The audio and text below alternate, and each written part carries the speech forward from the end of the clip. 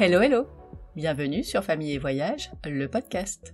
Je suis Stéphanie, maman de deux nados de 14 et 18 ans et complètement accro au voyage.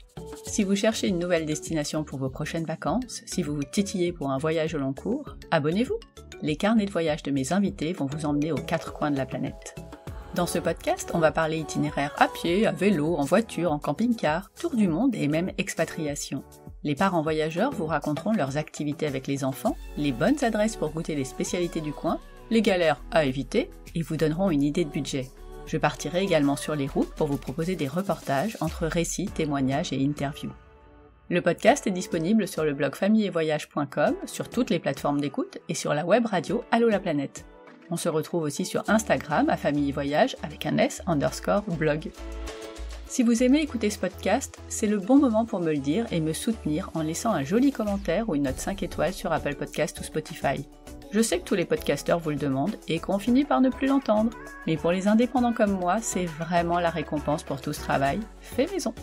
Alors merci à tous ceux qui l'ont déjà fait et pour les autres, je compte sur vous. Allez hop, nouvelle conversation. On retrouve Elsa, Fab et leurs jumeaux de 6 ans, Marius et Soline, qui sont partis un an en tour du monde en juillet 2022. Si vous n'avez pas écouté la première partie, mettez sur pause, reprenez le début de l'histoire et on se retrouve juste après. Nous avons quitté la famille d'Elsa en Thaïlande, 4e pays de leur grande aventure, après avoir parcouru l'Inde, le Népal et le Cambodge. Nous les retrouvons au Vietnam, puis au Japon, aux Philippines, en Australie, où Soline a vécu sans doute son plus beau moment en assistant à l'opération d'un koala blessé, puis en Nouvelle-Zélande, la grande surprise de leur voyage. Allez, c'est parti pour la deuxième partie du carnet de voyage d'Elsa, autour du monde. Hello Elsa! Bonjour Stéphanie! Bon on se retrouve pour la suite de ce tour du monde. Exactement, après on a pris un avion pour le Vietnam. On a eu un peu de mal à arriver dans ce pays parce qu'on n'a pas obtenu nos visas tout de suite. On a eu une petite galère de visa. Ah. Quelques petites arnaques aussi au passage dont on se serait bien passé, mais... Pourquoi? Quelles arnaques? Mon visa à moi n'a pas été accepté. On n'a pas trop compris pourquoi. Une erreur de... Soi-disant le prénom qui convenait... Enfin, le nom de famille qui convenait pas, sauf que j'ai le même nom de famille que mes enfants et que mon mari, donc on n'a pas trop vu où était le problème. Et donc quand on a appelé, ils voulaient rien savoir, qu'en gros c'était non quoi, le visa n'est pas accepté, qu'ils pouvaient rien faire pour nous, qu'il fallait refaire une demande. Donc j'ai refait une demande. En attendant, on était en Thaïlande puisqu'on pouvait pas de toute façon pas embarquer sans visa. On a refait une demande, mais on n'avait pas d'avancée sur cette demande. On savait pas du tout si c'était pris en compte, si ça avançait. Le statut était toujours en attente. Bon, au bout d'un moment, on s'est un peu affolé. On a appelé l'ambassade qui pouvait rien faire pour nous, mais qui nous a dit qu'il y avait des agences qui, eux, se déplaçaient pour les touristes. On a contacté une de ces agences qui, évidemment, nous a plumé pour aller faire notre visa. Bon, on a fini par l'avoir. Donc, on est parti, mais bon, en s'allégeant de quelques centaines d'euros quand même. Donc, on s'en serait bien passé, mais bon, voilà. On est tous arrivés au Vietnam, comme prévu. Qu'est-ce que vous êtes allés où au Vietnam? Quel itinéraire vous avez fait? Alors, on a d'abord fait le nord du Vietnam, donc les régions les plus reculées du Vietnam, vraiment très très au nord, où vivent les ethnies Hmong du Vietnam. Donc là, on s'est retrouvés au cœur des ethnies de populations qu'on ne connaissait pas du tout, avec des tenues très colorées. Pour nous, le Vietnam, c'était Hoi An, Hanoï, Ho Chi Minh. Enfin, vraiment, on visualisait pas trop ce que ça pouvait être au nord. Et on s'est retrouvés là encore, dans des familles à vivre avec toute la famille qui part le matin dans les rizières. Et là, on s'est rendu compte aussi de la misère, en fait, de ces femmes qui travaillent et ces hommes qui travaillent jusqu'à l'épuisement. 80, 90 ans, ils sont encore avec leur charge sur le dos. Les enfants, pareil, dès qu'ils sont en âge de porter suffisamment de poids dans leur dos, ils sont mis à contribution. L'école, bon, c'est assez aléatoire, hein. Et la moitié enfin, beaucoup d'enfants vont pas à l'école, ils vont aider au champ. Et donc c'est dur. ça a été aussi un peu dur à voir, quoi. on se rendait moins compte, enfin, on se rendait pas compte que ça pouvait être aussi ça, les régions très reculées du Vietnam. Mais c'est aussi là qu'on a vu nos plus beaux paysages, hein. Vraiment une nature incroyable, des rizières à perte de vue, la baie d'Along aussi, évidemment, hein. Mais ça reste un petit peu dans le circuit touristique, mais ça, c'est pareil, la baie d'Along, c'est un incontournable. Ah bah oui, tu peux pas ne pas y aller. Ah non, c'était incroyable de beauté, en fait. On est resté, pourtant, on a tous vu dans notre vie, un reportage, une photo de la baie d'Along, mais quand on y est, ça reste quand même surprenant et magique en fait de le voir en vrai. Donc ça c'est après avoir fait donc tout le nord, on est descendu au niveau de la baie d'Along où on est resté quelques jours. On a fait aussi la baie d'Along terrestre qui est un peu moins connue mais qui vaut aussi le détour. Là pour le coup, on l'observe pas du tout en bateau, mais on monte en fait un peu en hauteur et on a une vue sur un panorama complètement dingue. Ça ressemble à la baie d'Along classique, mais on est vraiment À sur terre, pied. quoi, à pied. Et ça aussi c'était très très beau. Et on a fini ensuite, enfin on a fini non, on a continué par Hanoï, qui est une grande ville et qu'on a à la fois adoré et détesté. Ah bah pourquoi? On l'a adoré le week-end quand toutes les rues sont fermées à la circulation. Et on a cru mourir 1000 fois la semaine quand les rues sont ouvertes aux scooters, aux tuk-tuk, aux voitures. Et là vraiment on a eu des coups de chaud.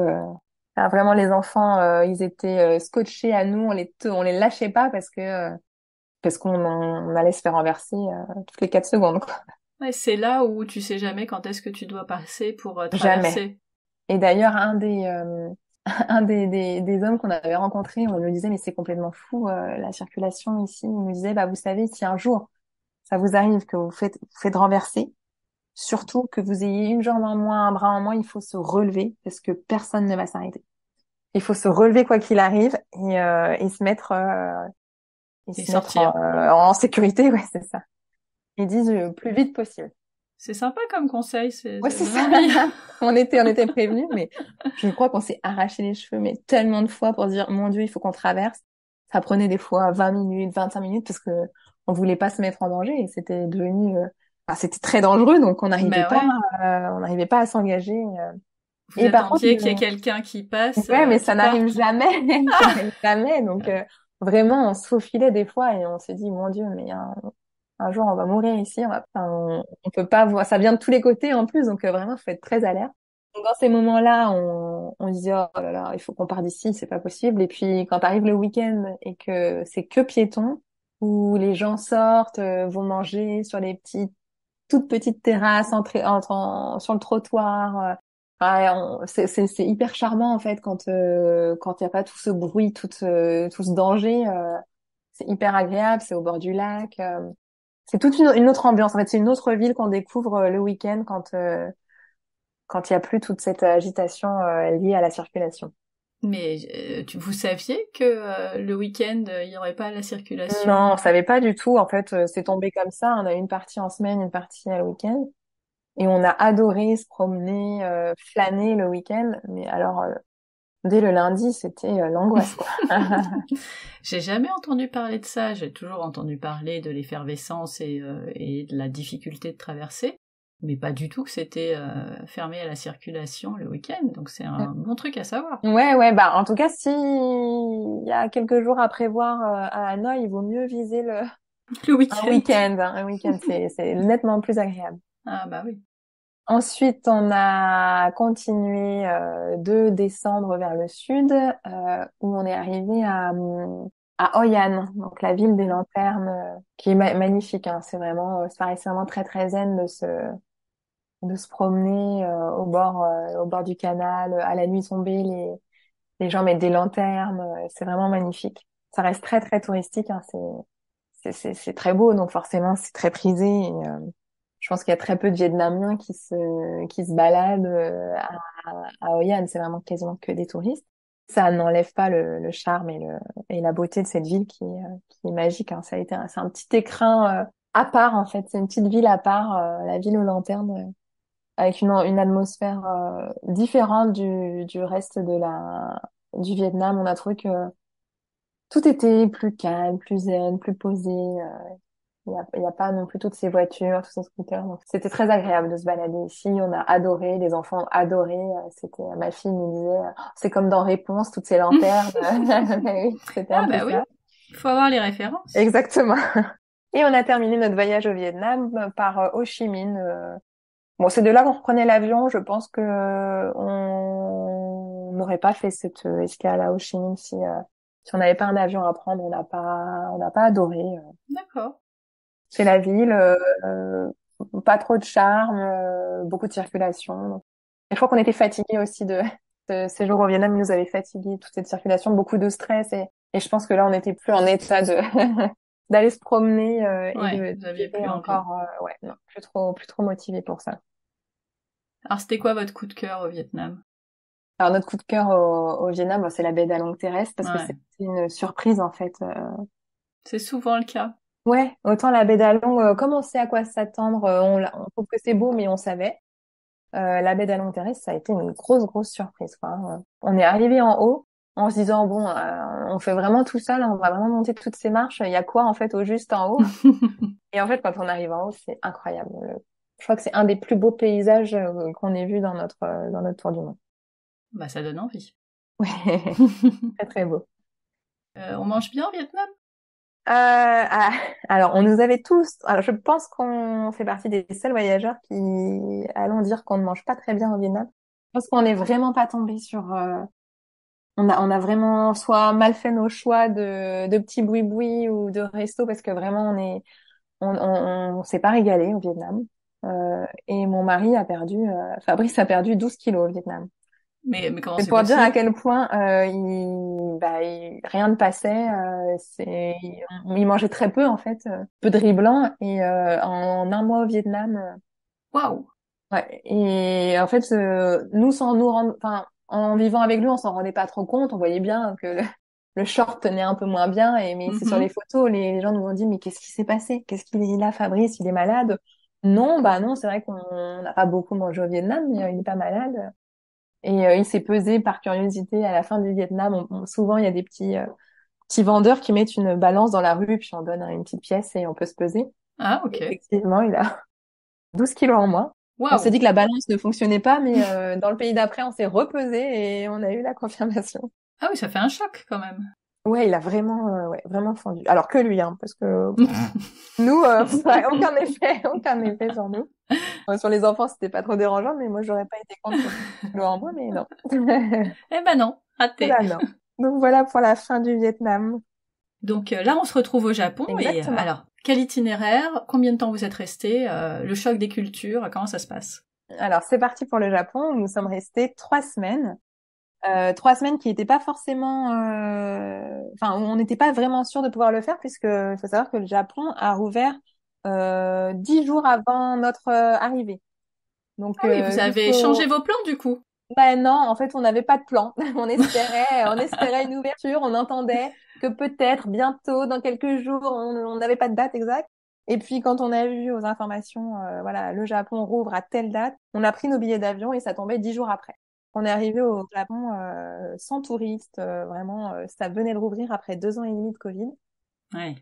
Et on a suivi un peu le circuit traditionnel de personnes qui découvrent le Japon pour la première fois, hein. On a fait les grandes villes, hein, Tokyo, Osaka, Kyoto, en passant par les Alpes japonaises et le mont Fuji. Mmh. Et on en a pris plein les yeux pendant ces 3 semaines au Japon. Eh ben, rentrons un petit peu dans le détail quand même, parce que c'est un pays qui fait rêver quand même beaucoup de monde et qui est tellement différent. Vous avez fait quoi? C'est quoi vos highlights, vos coups de cœur dans chacune des villes que vous avez visitées? Alors en fait, c'est simple, on a tout adoré du Japon, vraiment. J'étais pas très attirée par ce pays, peut-être parce que je connaissais pas suffisamment bien. Mhm. Ça m'attirait pas plus que ça. Fab voulait absolument y aller. Et en fait, ça a été le coup de cœur, mais vraiment pour toute la famille.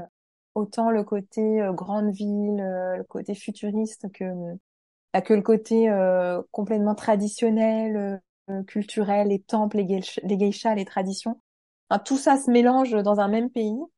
Et c'est vraiment ça fait de lui un pays vraiment à part. On prend le métro, on tombe sur un petit homme d'affaires avec sa mallette.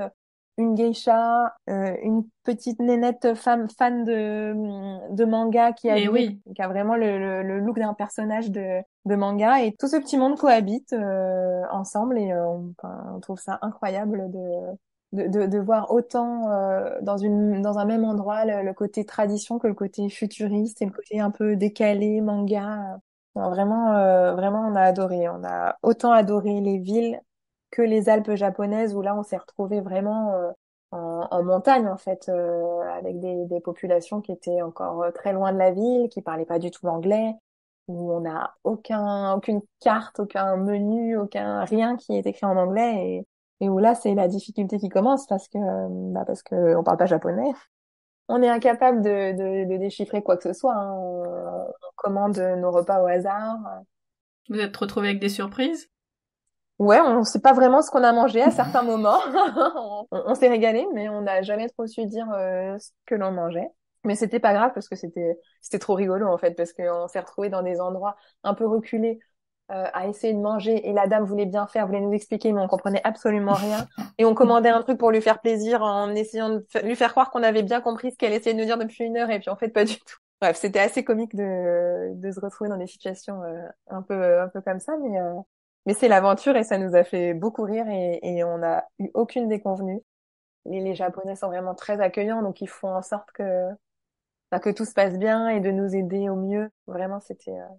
D'ailleurs, on nous avait dit les Japonais, attention, ils sont très réservés, ils parleront pas avec vous. Faut pas s'imaginer que vous fassiez comme en Inde ou comme au Népal, que vous alliez chez l'habitant. Alors, on était prêts, on s'attendait pas à une ouverture d'esprit incroyable puisqu'on nous avait tout le monde nous avait dit ils sont très réservés, ils vous parleront pas.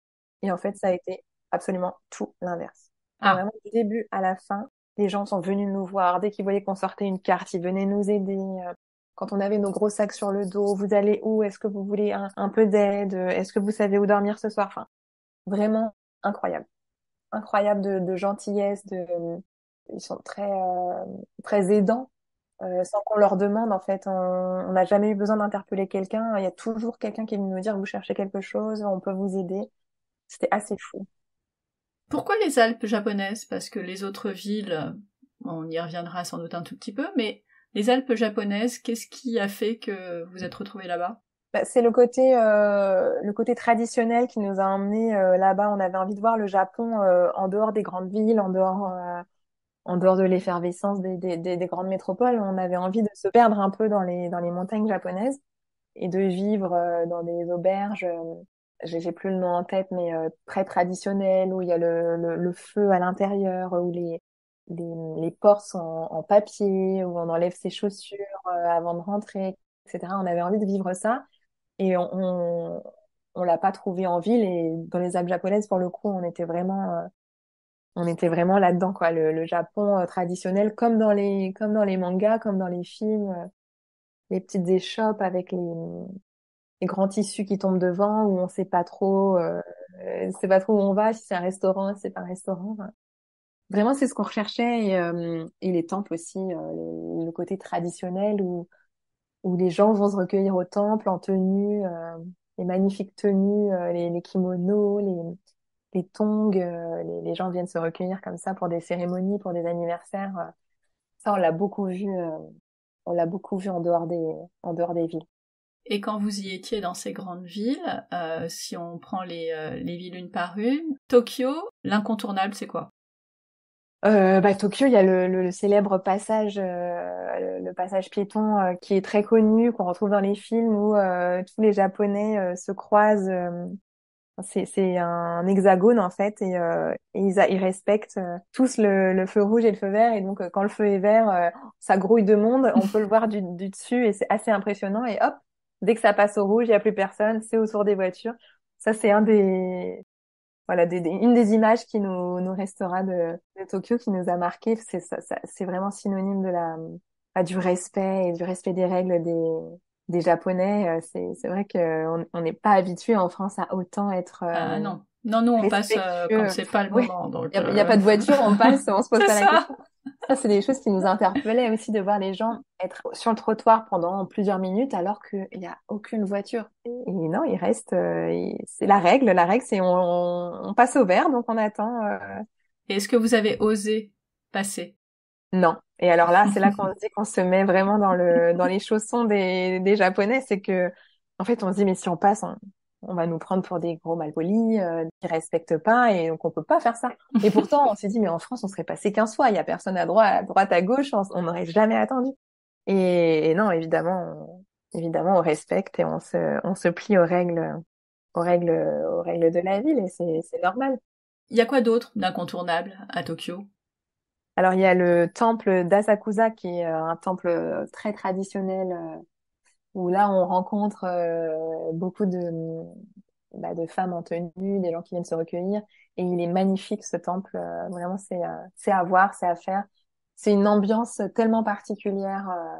Ouais, d'un mélange de touristes et de gens qui viennent se recueillir. Les petits gamins qui viennent avec leur petite tenue d'école après pour... il y a un petit jeu de prédiction, en fait, qu'on retrouve dans ce temple. Ils tirent plusieurs petits tiroirs, ils choisissent un tiroir puis un deuxième. Puis quand on lit, on a une petite prédiction sur l'avenir. Alors tous les petits gamins après l'école viennent mettre une pièce pour tirer leur prédiction, ils se lisent et puis ils rigolent ou alors ils sont un peu déçus. Et, c'est des scènes de vie japonaises qui nous ont marqués dans ce temple. Ouais, Et c'est chouette. c'est vraiment à faire. Et puis c'est très beau, enfin parce que l'architecture de ces temples est incroyable. C'est vraiment très très beau. Vous êtes resté combien de temps à Tokyo? On est resté 4 jours. 4 jours où vraiment on a fait, on a marché des kilomètres et des kilomètres parce qu'en fait on passe de quartier en quartier et puis on découvre comme un touriste visiterait Paris, on découvre à pied et c'est le meilleur moyen de visiter.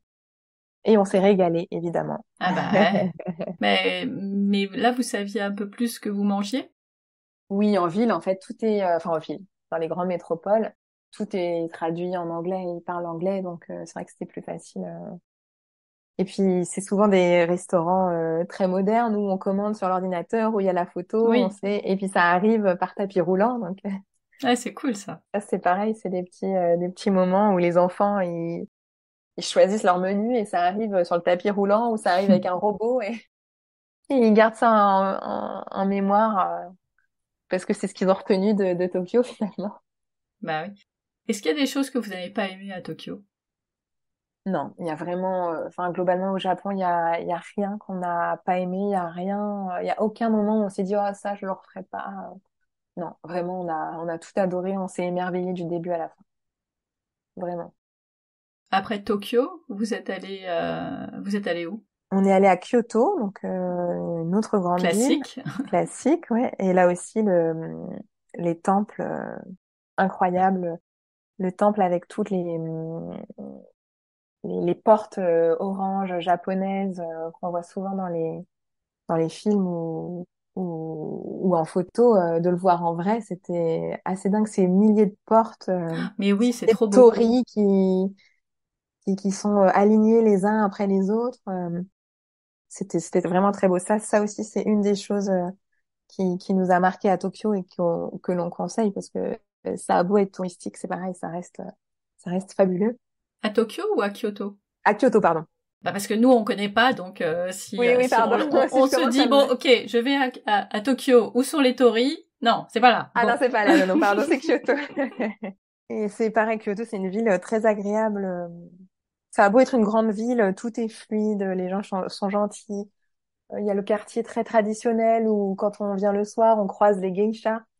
Donc ça, c'est marrant parce que on voit jamais ça hein, en dehors du Japon et les enfants nous disaient mais maman les dames elles sont déguisées. C'était assimilé à des déguisements parce qu'elles ont beaucoup de maquillage, elles sont très bien coiffées, elles ont leur belle tenue.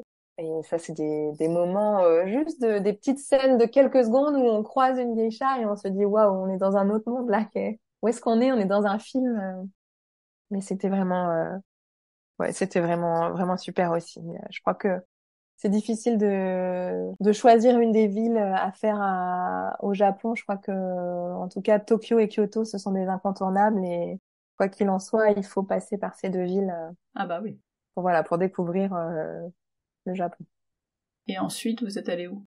On a fait Osaka aussi, qui reste une grande ville qui est à faire, mais bon, elle nous a moins, elle nous a moins marqué que les autres. Il y a le château d'Osaka qui reste un monument à faire et incontournable.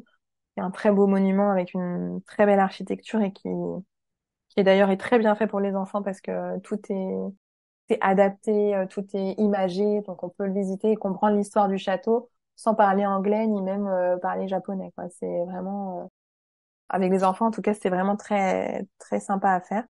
Et après on a beaucoup flâné dans la ville, voilà. Après on a pris un peu le pouls de la ville, les différents quartiers, mais c'est pas la ville que l'on a préférée au Japon, même si c'était sympa.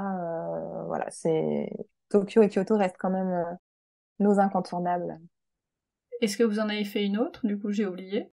Non, ensuite, donc les Alpes japonaises où on a fait voilà plusieurs villes des Alpes japonaises et où c'était plutôt le côté nature, mais et voilà 3 semaines ça passe très vite et on aurait voulu faire Hiroshima et malheureusement on n'a pas eu le temps parce que c'est vraiment plus au sud et on n'avait pas.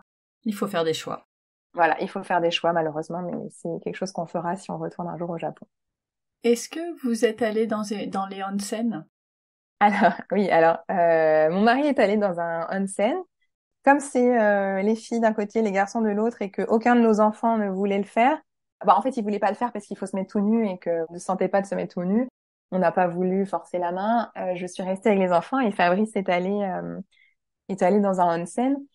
Et alors il nous racontait que c'était vraiment rigolo parce que pareil on lui avait dit enfin les Japonais sont très pudiques, très réservés.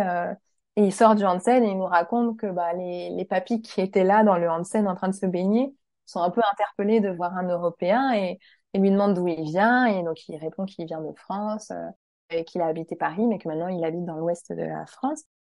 Et les petits papis se sont mis à chanter aux Champs-Élysées.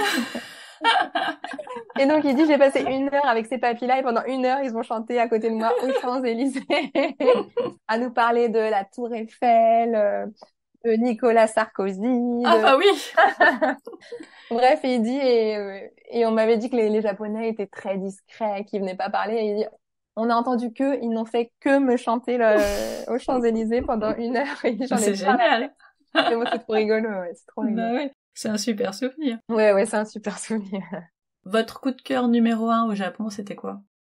Notre coup de cœur numéro 1, c'est quand même Kyoto avec le temple des torii orange. Là, on a trouvé ça vraiment magnifique. Est-ce qu'il y a eu un hébergement que vous avez particulièrement aimé ou il n'y avait rien de particulier?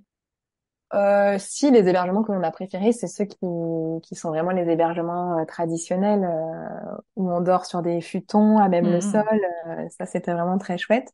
Mais il y en a beaucoup au Japon, donc finalement, enfin, c'est pas un hébergement exceptionnel que l'on a fait. Si vraiment on veut dormir dans ce type d'hébergement, c'est très facile. Ok, est-ce qu'on a fait le tour du Japon? Enfin, un Oui, petit tour. oui, on a fait un petit tour du Japon. Alors, on peut passer au prochain pays? Oui, alors après le Japon, on est parti aux Philippines, donc au mois de décembre. Ah, c'est bien ça, les Philippines au mois de décembre. Ouais, c'était normalement la bonne période pour aller aux Philippines, mais on a un peu écourté parce qu'on a subi un typhon sur place. Ah, oh mince. Donc on en a profité quand même un mois. On voulait rester un peu plus parce qu'on s'était dit on est à mi-chemin, il faut qu'on se pose.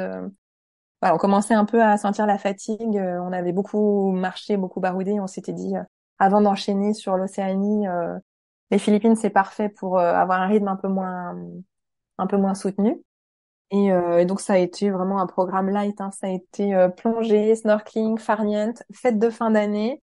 Et ensuite on a eu le typhon, donc on a été 3 jours non-stop sous la pluie, des inondations, les avions qui partaient plus et on s'est dit bon là ça sent pas très bon, faudrait peut-être que c'est maintenant qu'il faut qu'on parte quoi, hein, parce que on risque d'être bloqué pour longtemps parce qu'ils ils nous annonçaient une météo pareille pendant 3 semaines. Ah oui. Et on s'est dit non, c'est le moment de partir. Donc on a adoré les Philippines jusqu'au typhon où on n'a pas pu voir les autres îles qu'on aurait voulu. On a fait simplement l'île de Palawan. Mais on avait commencé sur celle qui est réputée être la plus belle, donc pas de regret. On a vu des plages et des paysages incroyables. Et au moment où on aurait voulu un petit peu, voilà, glandouiller un peu plus, bah, il s'est mis à pleuvoir et on s'est dit, bon, allez, c'est pas grave, on continue l'aventure.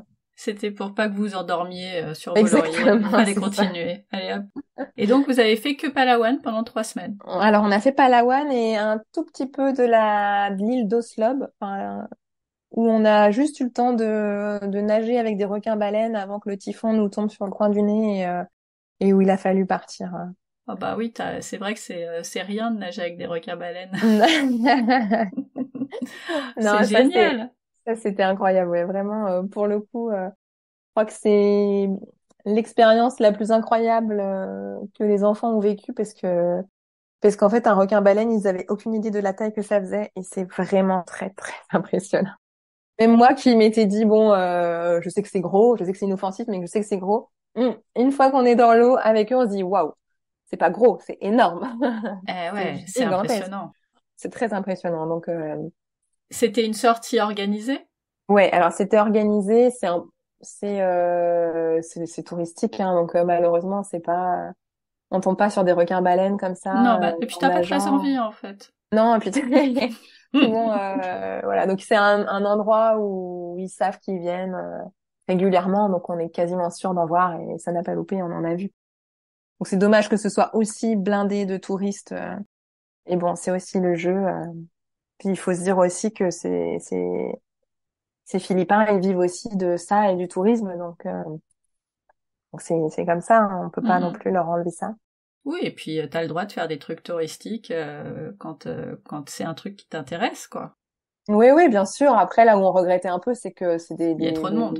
beaucoup de monde, quoi, et que bon, j'imagine que c'est pas très naturel pour les pour les requins qui nagent Ouais. au milieu. C'est plus les requins qui nagent au milieu des touristes que les touristes qui nagent au milieu des requins.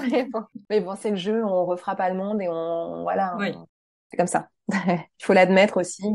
c'était beau. Mais c'était beau. On en reverra probablement jamais dans notre vie, donc clairement, ouais, c'est un souvenir qui restera gravé. Et les enfants, ils étaient... Terrifiés. Alors en fait, on leur a dit mettez vos masques, c'est bon, on envoie, vous pouvez plonger. Ils ont plongé et ma fille s'est mise à pleurer en fait tout de suite. Oh, Elle a vraiment eu un coup de ah ouais, je m'attendais pas à ce que ce soit si gros et ça me fait très peur. Et on a un peu dédramatisé la chose, etc. Et finalement, elle a vu que il se passait rien, que les gens allaient regarder et juste ils passent entre nous et c'est tellement énorme que c'est impressionnant, mais c'est pas du tout. Disons qu'ils qu'ils ne attaquent s'approchent pas. pas de nous, en fait. Ils ont plus peur de nous que nous, on a peur d'eux, hein. Ouais, mais c'est tellement gros que... Ouais, c'est l'effet, ouah. Mais même nous, hein, en tant qu'adultes, on a eu le cœur qui s'emballe et on s'est dit, mon Dieu, qu'est-ce qu'on fait là, quoi. Et ton fils, lui, ça allait? Il a eu peur, mais il a moins manifesté. Il s'est accroché au bateau, il a laissé sa tête dans l'eau avec son petit masque et son tuba qui sortait. Et il a regardé, comme il aurait regardé un documentaire, il regardait ça d'au-dessus, comme ça. Il en a pris plein les yeux et il parlait pas. On se disait, ça va, tu ressors ta tête un peu? Non. Il avait son petit tuba qui sortait et voilà, il s'est plongé dans le moment, il s'est mis dans sa bulle et il a regardé ce qui se passait sous lui, quoi. En termes de paysage, les Philippines, on s'attend à des palmiers, des cocotiers, du vert luxuriant et des plages. Ouais, bah c'est ça, hein, globalement. Je crois que c'est les plus belles plages qu'on ait vues en voyage. C'est pas forcément les plages enfin, où on accède en voiture, où on pourrait se garer et accéder à la plage. C'est vraiment celles qu'on découvre en bateau, en fait, qui sont inaccessibles par voie terrestre et c'est des falaises immenses avec des lagons bleu turquoise. Là, c'est pareil, on saute du bateau, c'est un aquarium. Hmm. On voit des petits requins à pointe noire qui sont inoffensifs. On voit ma fille n'a pas arrêté de dire j'ai vu Nemo, mais elle voyait Nemo toutes les 4 secondes. C'est vraiment des animaux et des poissons qu'on n'a pas chez nous. Donc, c'est vrai que tout est merveilleux, tout est coloré. Puis cette eau turquoise, on la retrouve nulle part ailleurs.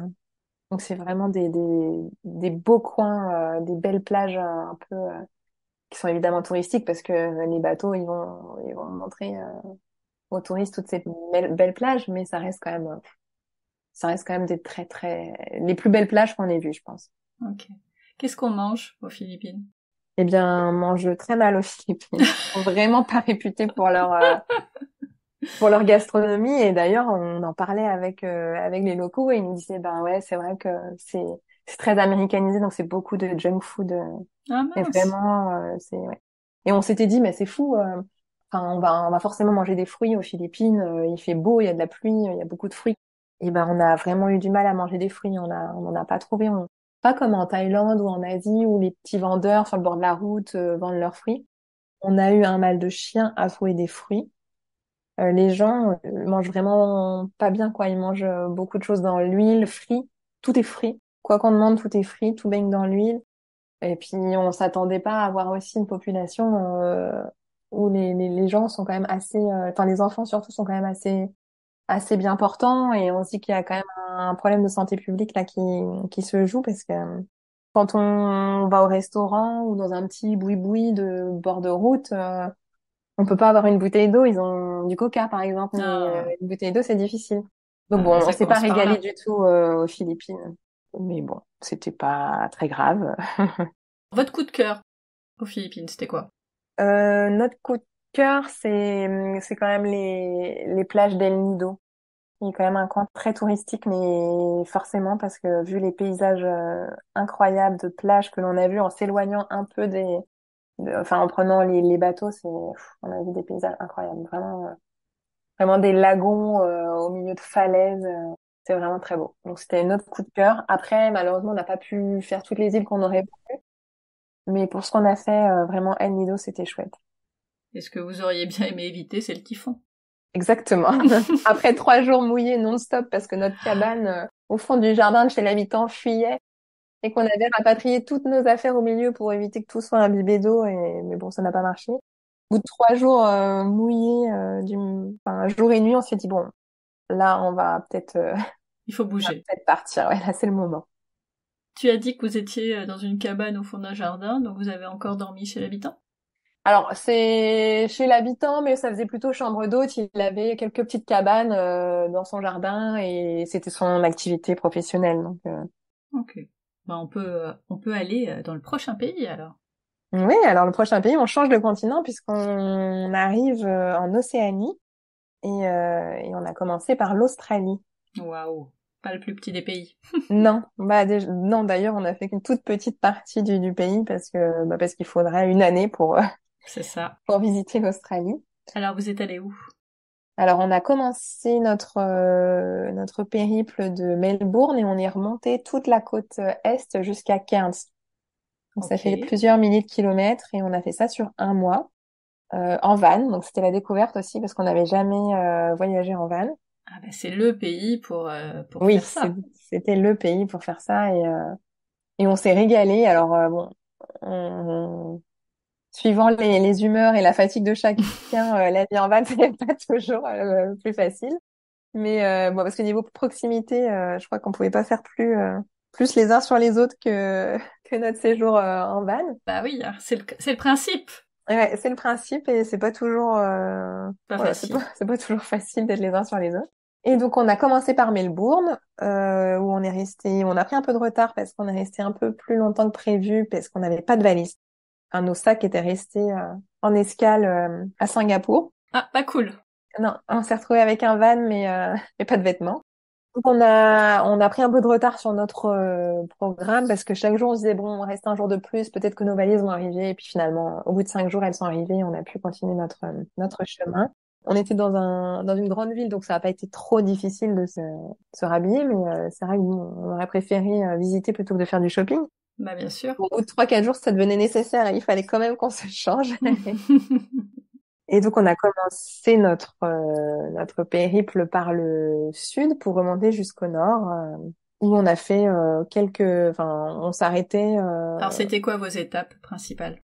Alors nos étapes principales, on a commencé par Melbourne, ensuite on est remonté direction alors une petite péninsule qui s'appelle Wilson Promontory où là on s'est arrêté quelques jours où c'est réputé pour les petits pingouins qui sortent à la nuit tombée. Ah, Donc trop bien.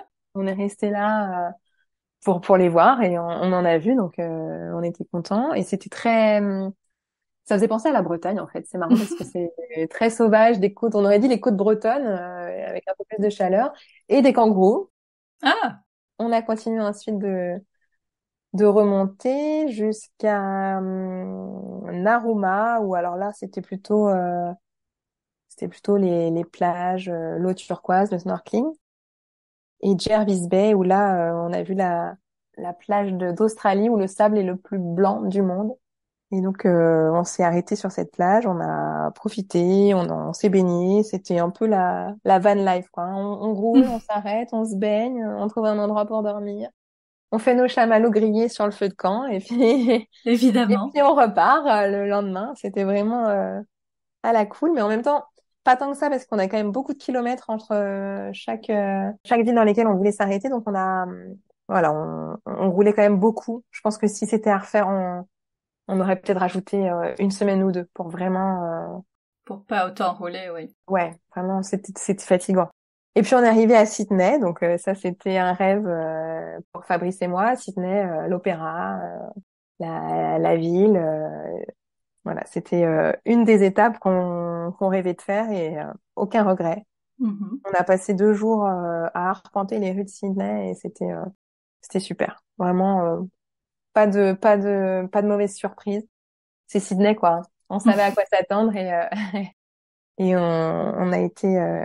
on a été émerveillés de cette ville où, pareil, là, les gens sont, tout le monde est cool, tout le monde, c'est un peu l'Australie, hein. C'est vrai qu'on se balade en tongs, on est sympa, on est cool, la vie est belle. C'est la vie en Australie, hein. Et puis, on a continué par remonter tranquillement. On a vu les Blue Mountains, donc ce sont des paysages de montagne, en fait, qui sont très connus et qui sont très photographiés et admirés quand elles sont visibles, parce que souvent elles sont dans le brouillard. Ah, On a fait quelques treks dans cette région-là d'Australie. On est remonté jusqu'à Port Macquarie, où alors là, on s'est arrêté juste pour les enfants parce qu'il y a l'hôpital des koalas. Et donc un c'est un hôpital refuge. de koala. Ouais. Trop bien. Ça, c'est un refuge en fait où se relaient des retraités qui récupèrent les koalas blessés. On les appelle en fait comme on appellerait les pompiers. Et ils le ramènent dans ce refuge où travaillent deux vétérinaires. Ils les soignent et ils les gardent et ils les remettent ensuite en liberté quand c'est possible et quand c'est pas possible, ils les gardent au Au sein de leur refuge. centre en fait. Et donc ce jour-là, quand on est arrivé, il y avait la télévision locale. Et bon, ils étaient très intéressés pour interviewer des étrangers qui étaient là à ce moment-là. Ils nous ont interviewés et ils ont proposé aux enfants d'aller à l'intérieur de la salle d'opération pour voir le koala qui était en train de se faire. Et Oh, à ce moment-là, alors il y avait rien de, il y avait rien de choquant. C'était voilà, ils commençaient juste à lui raser les poils ils mhm. le préparaient pour une opération et donc ils sont allés voir ça en live avec la vétérinaire et c'était top de les voir assister à ça. En fait, je crois que ils auraient jamais, enfin, ils le feront jamais plus, je pense, à Ah moins bah qu'ils oui, deviennent vétérinaires. Je pense c'est qu'ils n'auront ça. plus l'occasion de voir un koala se faire préparer pour une opération. Et donc ça, c'était super.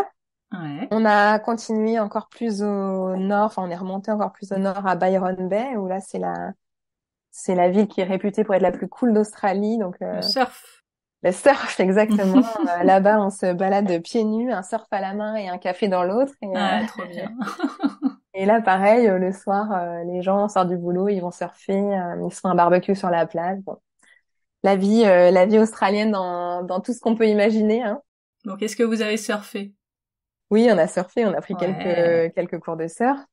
Bon, on ne deviendra pas des champions, c'est certain, mais on aura testé. C'est pas hyper simple comme Non, sport. c'est pas hyper simple. Mais bon, on aura profité, on aura testé. Puis on aura regardé les beaux surfeurs surfer aussi, c'était Surtout. pas inintéressant non plus. Et on a continué de remonter la Gold Coast, donc qui est un peu nous, on l'a un peu assimilé au Miami australien, où c'est vraiment des grands buildings en bord de plage, un peu jet set. Bon, on s'est pas trop retrouvé dans ce, Oui, j'imagine. voilà, c'était pas trop notre truc, mais bon, c'était à voir. Et puis de toute façon, il fallait y passer, donc voilà, on n'y serait pas resté, mais on a traversé la Gold Coast et le côté bling bling de l'Australie, où et nous sommes arrivés ensuite à Brisbane où là, on a passé quelques jours dans la ville. Vraiment, on a flâné, quoi. On a découvert la ville. On s'est dit on se verrait bien vivre dans une ville comme ça, en Australie, où il fait beau, il fait chaud. Il y a le petit lagon au cœur de la ville, accessible pour tout le monde, gratuit, où les Australiens viennent se baigner le week-end. Enfin, vraiment une ambiance, voilà, à l'australienne, quoi. Tout le monde est sympa, tout le monde est copain. On se retrouve au lagon le week-end. Si on avait dû vivre dans une ville, on se serait bien vu vivre à Brisbane. Et on a continué de remonter encore plus haut pour arriver à Magnetic Island, qui est une île réputée pour ses koalas en liberté, beaucoup de koalas, beaucoup de walibi, de magnifiques plages. On a passé 2 jours sur cette île qu'on a rejoint en bateau. Voilà, c'était aussi très sympa, pas exceptionnel, mais on a bien apprécié. Vous avez pas vu assez de koalas? Si, on en a vu quand même beaucoup, mais bon, on s'attend. Enfin, après, on s'imagine des choses parfois qui sont fausses. Et on s'imaginait vraiment une île un peu pas déserte, mais plus sauvage. Et finalement, il y a beaucoup de restos, beaucoup d'hôtels. Ah, ok. Alors, on s'était imaginé quelque chose de plus sauvage. Donc, c'est pour ça qu'on a finalement, on n'a pas trouvé ça exceptionnel, mais c'était quand même très beau. On peut pas dire on croise des koalas dans les arbres. Il suffit de lever la tête pour en voir. Les plages sont très belles, mais ça restait quand même un peu touristique à notre goût. Et on est arrivé à la dernière étape à Cairns où on a passé nos derniers jours avant de quitter l'Australie. Donc là-bas, on a fait une des expériences qu'on voulait faire et qui nous marquera aussi, c'est le survol de la Grande Barrière de Corail. Ah, trop Parce que bien ça, ça. vue du ciel, c'est quand même assez incroyable. On a fait un petit vol en hélicoptère pour voir la barrière de corail vue du ciel et c'était bref, mais c'était magnifique. Ok. Et voilà pour l'Australie, qui est un très grand pays, et donc on a vraiment vu une infime partie. Mais, Et vous avez déjà pourtant fait beaucoup de kilomètres. on a fait, oui, je sais plus combien de kilomètres, mais des milliers de kilomètres. Ouais. Vraiment des milliers de kilomètres. Hein, quand on a dit aux Australiens, on a fait 1 mois pour aller de Melbourne à Cairns, ils nous ont dit, mais vous avez roulé combien de temps? On avait un peu mal estimé les temps de trajet. Et donc, on roulait beaucoup de nuits pour pouvoir profiter la journée, mais aussi avancer sur le parcours. Ouais, ouais, donc c'est fatigant. Ouais, ça a été quand même intense. C'était quoi votre coup de cœur? Bah, le coup de cœur, c'est la barrière de corail, hein, Ah parce que bah oui. clairement, ça c'est une des choses à voir. S'il y a une des choses à voir en Australie, c'est celle-là. Enfin, en tout cas, sur la côte est, c'est ce qu'on a préféré. Puis l'ambiance de Byron Bay, vraiment là, c'est vraiment très cool. Et est-ce qu'il y a un truc que vous avez moins aimé? Ce qu'on a le moins aimé, bah, c'est le côté touristique de l'Australie. Hein. C'était quand même bon, c'est sûr qu'on savait que c'était pas le pays dans son jus où on Ah allait bah loger oui. chez l'habitant, mais c'est vrai qu'on a. Puis c'est aussi la façon de voyager, le fait d'être en van. On est moins avec les gens finalement, puisque on rencontre forcément moins de monde. On mange dans notre van, on dort dans notre van. C'est là où on a fait le moins de rencontres et c'est ce qui nous a un peu manqué en fait en Australie. Et est-ce qu'il y avait des spécialités locales que vous avez quand même goûtées? Non, on n'a pas le souvenir d'une spécialité australienne qui nous est, en tout cas, ça nous a pas marqué. Non, bah c'est très américanisé, Oui, hein. c'est ça. On mange comme on mange en Europe ou aux États-Unis, pas de spécialité particulière. Ok. Bon bah on file alors vers le prochain pays. Exactement, on file vers la Nouvelle-Zélande. Mhm. La Nouvelle-Zélande, on n'avait pas d'attente parce qu'on n'avait aucune idée de ce qu'on allait pouvoir voir en Nouvelle-Zélande. On s'est même demandé quelques jours avant, mais qui a eu l'idée lequel d'entre nous a eu l'idée d'aller en Nouvelle-Zélande parce on sait même pas ce qu'on va y voir. On n'a aucune idée, à part les All Blacks, on connaissait rien de la Nouvelle-Zélande. Hein. Vraiment, on y allait sans C'est attente restreint. particulière. Ouais, c'était restreint, vraiment. Et ouais, vraiment, on s'est dit, mais pourquoi on va là, en fait? On n'a aucune idée d'où on va. Qui a choisi d'aller là? Et finalement, ça a été la surprise de ce voyage, parce que je pense que c'est quand on s'attend à rien qu'on est le plus surpris, et c'était vraiment une bonne surprise. Là, c'est pareil, c'est là qu'on a vu les paysages les plus fous qu'on ait pu voir. C'est là où nos corps aussi ont été mis à rude épreuve avec des randonnées de 8, 9, 10 heures avec des dénivelés Oula. incroyables. Là, ouais, je crois on peut dire qu'on a dépassé nos limites Et on a arrêté de réfléchir et on a marché pour aller là où on voulait aller et aller à des points de vue qui resteront gravés parce que je pense qu'ils sont tellement inaccessibles que d'y être, ça a rendu encore le côté, ça a rendu un côté magique en fait à la randonnée. Alors, donne-nous quelques exemples de randonnées qu'il faut absolument faire. Et le fait que ça dure aussi longtemps, c'était prévu ou c'était... Alors on a fait alors deux randonnées vraiment qui nous ont marqué et qu'on referait si on devait le refaire, c'est la randonnée du Royce Peak et la randonnée du Tongariro. C'est deux randonnées où vraiment on arrive alors pour le Royce Peak, on arrive en haut de la montagne et on a une vue sur le lac qui est spectaculaire entre les montagnes, le lac, vraiment c'est magnifique. On savait qu'elle était longue, on savait qu'elle était réputée difficile. On s'est dit que ça serait difficile. On s'est pas dit qu'on irait au bout. On s'est dit on commence et on verra en fonction des enfants, en fonction de nous, comment on se sent. Quand on a vu des gens pleurer de fatigue, on s'est dit que bon, Oula! on avait peut-être un peu abusé et que on n'y arriverait certainement pas. Et finalement, je crois que nos cerveaux se sont mis en off et on a marché. Et une fois arrivé en haut, ben c'était la récompense, quoi. Un paysage spectaculaire, les randonneurs qu'on avait croisés qui nous disaient mais les enfants sont incroyables, c'est génial, ils vont aller jusqu'au bout. Ils leur disaient on a confiance en vous les gars, vous allez y arriver, on vous attend en haut. Et quand on est arrivé en haut, enfin, des gens qu'on avait rencontrés avaient fait une haie d'honneur pour les accueillir et les applaudir. Donc c'était génial. Eux, Ah, ils étaient super! complètement refaits et reboostés pour la descente, quoi. Ah oui, parce qu'il Ouais. faut redescendre après. Ouais. Et on s'était dit, bon, la descente, ça sera plus facile, mais non, pas du tout. Ça fait vraiment très mal aux genoux de redescendre Mais oui! un dénivelé aussi important. Mais très, très fier de l'avoir fait et très fier des enfants parce qu'on s'était dit, waouh, ils ont 7 ans, ils viennent de faire 9 heures de randonnée, 1600 mètres de dénivelé. Enfin, Waouh! c'était fou. Et ils ont pas râlé? Alors, bizarrement, ils ont râlé les 3 premiers kilomètres et après, plus Mhm. rien. Je pense, je sais pas, le corps s'est mis en marche et après en off aussi et après, plus rien. Et puis, bon, nous, on a beau les encourager, ça n'a pas le même effet que Que le les voisin gens? d'à côté qui passe et qui Bah dit, oui. waouh, mais c'est incroyable ce que tu fais, c'est génial, continue comme ça. Évidemment, ça booste un peu tout le monde et je crois qu'ils se sont sentis pousser des ailes avec tous ces encouragements.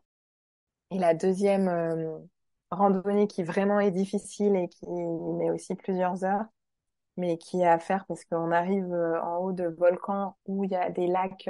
Déjà, on voit les, les fumées, les fumerolles en fait du volcan, les lacs d'émeraude, les lacs bleu turquoise qui sont en haut de ces volcans.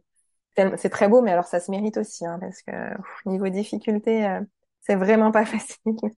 Mais quand on part pas trop tard, qu'on se met pas en danger, que la météo est ok, que on a l'équipement, qu'on a l'eau, il n'y a pas de raison. On peut mettre 15 heures s'il faut, mais chacun a son rythme, quoi. Mais il faut partir avec beaucoup d'eau quand même. Ouais, il faut partir avec beaucoup d'eau. Exactement. Pour 10 heures enfin, entre 8 et 10 heures de rando. Ouais, on partait avec beaucoup d'eau. Après, l'avantage, c'est qu'il faisait frais à cette période-là, donc on souffrait pas du tout de la chaleur. Donc ça, C'est déjà pas mal. ouais, c'était déjà une bonne chose. Au contraire, on était même plutôt couverts parce qu'en altitude, il faisait quand même froid. Donc Ok. voilà pour les randonnées qui nous ont marqués et qu'on refera. Puis après, parmi d'autres, hein, parce que Oui, vous en avez fait beaucoup. ouais, la Nouvelle-Zélande, ça s'y prête tellement. Les paysages sont très naturels. Donc si on veut voir les paysages, bah, il faut marcher, il faut s'aventurer. Il n'y a pas trop d'autres alternatives, quoi. Et si vous vous attendiez à rien, comment vous avez fait votre programme finalement? Eh bien, en fait, on a après tout simplement en regardant sur Internet les plus belles randonnées de Nouvelle-Zélande, ce qu'il faut faire. Et donc, on a suivi vraiment les coins réputés et ce qu'il y avait à faire. On a tenté en fait des randonnées réputées difficiles. On a tenté ce qu'on a pu faire, on l'a fait. Ce qu'on n'a pas pu faire, on n'a pas fait. Mais vraiment, on s'attendait pas à des paysages aussi beaux. Vraiment, ça a été vraiment la claque, la surprise de notre voyage parce que on assimilait un peu ça à l'Australie et en fait, on a trouvé des paysages vraiment beaucoup plus naturels et beaucoup plus beaux qu'en Australie. Après, on a fait qu'une toute petite partie de l'Australie, mais comparativement à ce qu'on a fait. Vraiment, enfin, vraiment, on a été émerveillés. Et vous avez fait différents spots en termes d'hébergement? Vous êtes allé où? Ben, on était en van, donc Ah, aussi? Ok. ouais, on était en van aussi. Et donc, on s'arrêtait là où on Oui, vous pouvait, là êtes, où c'était voilà. autorisé, et puis de temps en temps dans des campings parce qu'on avait besoin de faire une machine, de prendre une douche chaude aussi, parce qu'il n'était pas hyper chaud. Donc la douche à la casserole froide, ça va 5 minutes, mais au bout d'un moment, on a tous besoin de prendre une bonne douche. Mais oui, c'était vraiment la bonne surprise, que ce soit les montagnes, les fjords, les plages, parce qu'il y a aussi de magnifiques plages en Nouvelle-Zélande. Alors c'est frais, c'était l'été, mais ça reste quand même un climat frais, hein. C'est pas la canicule, quoi. Donc on se baigne moins facilement qu'en Asie, mais les paysages sont vraiment très très beaux et on en garde un souvenir incroyable. Qu'est-ce que les enfants ont préféré? Ce que les enfants ont préféré en Nouvelle-Zélande, je crois que c'est la ville de Queenstown où on a fait de la luge d'été. Ah! Donc on est monté en haut de la montagne et pour redescendre, il y avait comme des petites luges en fait d'été. Alors évidemment, c'est ce qu'ils ont retenu, c'est ce qu'ils ont adoré. Est-ce que vous avez découvert une gastronomie particulière? Non, comme l'Australie, vraiment ouais, c'est plutôt classique, c'est plutôt américain. Pas de gastronomie particulière dans ce pays-là. Et puis surtout qu'en fait, on était en van, donc on a fait peu de restaurants. C'est un pays qui est très cher, donc c'est vrai qu'on on n'a pas fait beaucoup de repas à l'extérieur. Est-ce qu'il y a eu une galère? Oui, on a eu une petite galère de van en panne. Et c'était le jour où il fallait vraiment pas parce qu'en fait, on s'était arrêté pour la nuit et le lendemain matin, on prenait le ferry avec notre van à 8 heures et il fallait que le van soit à 8 heures sur le bateau, sinon on partait pas. Et le van est tombé en panne à 22 heures, mais c'est de notre faute. On a dû laisser les phares pour avoir de la lumière et on a oublié de les éteindre et bah, plus de batterie. Et donc à 22h30, Fabrice est allé dans un bar et il a expliqué et là, les gens tellement gentils. Le patron du bar a quitté son bar, a dit mais c'est pas grave, je viens t'aider. Il a dit à ses clients je reviens, je vais aider un touriste, il est en panne, machin. Deux, trois clients qui sont venus aider pour brancher, pour recharger, bref, tout s'est bien fini. Et on a eu une deuxième galère, mais bon, qui concerne pas directement la Nouvelle-Zélande, c'est que en Nouvelle-Zélande, on a pris des billets d'avion pour le pays d'après. Et j'ai fait une erreur sur le nom de famille de ma fille. Aïe. Le nom correspondait plus au passeport. Et alors là, ça a été des heures et des heures au téléphone pour essayer de changer le nom. Puis on tombait sur un service client qui savait pas comment faire. On avait l'impression qu'on était les seuls à avoir fait cette erreur dans toute l'humanité, tellement ça paraissait impossible à régler cette histoire. Enfin, et on a passé des nuits parce qu'en fait on appelait en France, parce qu'on est passé par un comparateur de vol français, donc il fallait appeler en France. Donc avec le décalage horaire de nuit, on mettait le réveil à 3 heures du matin pour avoir Oh, quelqu'un.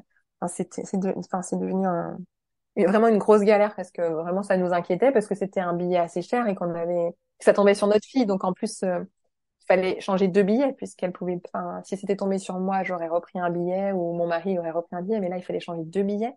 Enfin, personne n'a su nous dire si c'était possible de changer, ce qu'on devait faire, etc. On a 3 semaines de galère au téléphone toutes les nuits quasiment, pour au final que ça passe complètement inaperçu à l'aéroport. Voilà. ah, ok, super. Morale de l'histoire, la prochaine fois, on se prend plus la tête. On y va en mode ah, on n'a pas vu qu'il y avait une erreur. Ok, pas de problème, montez. Allez, terminé. Ouais, alors, je pense que ça marche pas à tous les coups. Ouais, mais pour le coup, là, alors, le petit truc qu'on nous a dit quand même, c'est que quand on a dit il y a une erreur, on a fait les innocents, on a dit, ah, bah, on n'a pas vu, on savait pas. Mhm. Ils nous ont dit, non, mais c'est pas grave, vous avez le droit à 3 lettres d'erreur dans votre, ça nous a paru énorme. J'ai jamais entendu ça. Bah, nous non plus, on n'a jamais entendu ça, on s'est dit, bon, ok. Et on a raconté cette histoire dans un autre aéroport et on nous a confirmé à nouveau, on nous a dit, ah, mais nous aussi, sur notre compagnie, on a le droit à 3 lettres d'erreur. J'ai mis 3 lettres, c'est presque Bah oui, c'est ça peut être beaucoup. presque un nom entier, en fait. Et non, bah, visiblement, certaines compagnies, Oui, c'est ça, c'est certaines compagnies, parce que... enfin, en tout cas, 3 lettres, ça me paraissait énorme. Là, c'était une lettre et ça nous a mis dans tous nos états pendant 3 semaines. On n'a jamais réussi à trouver une solution. On s'est dit, tant pis, on y va au culot. On verra bien à l'aéroport. Eh ben, Et c'est passé. Conclusion, on aurait mieux fait de ne pas se retourner l'estomac pendant 3 semaines. oui, mais ça, vous On pouviez pouvait pas pas savoir. savoir. Exactement. Bon, bah, on va se refaire une petite pause, hein, je crois, parce que Ouais. on en a encore pas mal entendu et c'était déjà super chouette. Mais vu qu'il reste encore quelques pays, je me dis qu'une troisième partie c'est pas mal. Ça marche, on se retrouve dans un prochain épisode alors. Exactement. Et bah écoute, à bientôt. À bientôt, merci Stéphanie.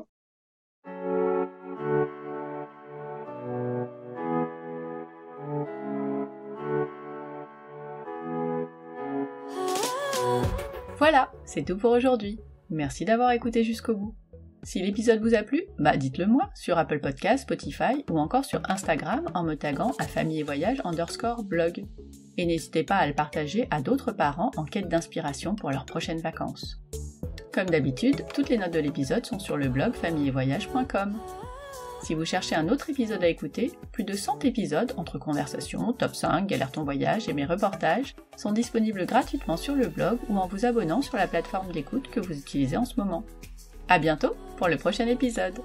D'ici là, prenez soin de vous, inspirez-vous et créez-vous de chouettes souvenirs en famille.